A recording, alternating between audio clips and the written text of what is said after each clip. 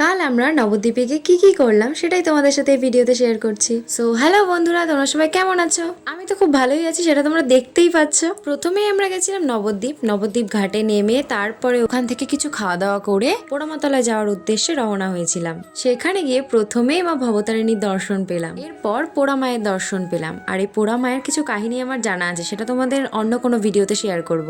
এবং সবশেষে আমরা দর্শন পেলাম বুড়ো শিব, যেটা বুড়ো শিবতলায় বুড়ো শিবের দর্শন। মা বলে এটা বৃদ্ধি শিব, এখানেই মন প্রাণ জুড়িয়ে যাচ্ছে। আর নবদ্বীপে গেলে নগর কীর্তনের দেখা তোমরা পাবে। এরপর সোনার গৌরাঙ্গের দর্শন এবং প্রভু ধামেশ্বরের দর্শন করলাম। গোমাতার দর্শন না করলে হয়, এনাকে দেখতেই পাবে। এরপর আমরা এখান থেকে রওনা দিয়েছিলাম আশিপুর মহাদেবের দর্শন করতে। এটা হয়তো মণিপুর ঘাট ছিল, শ্মশানের পাশে।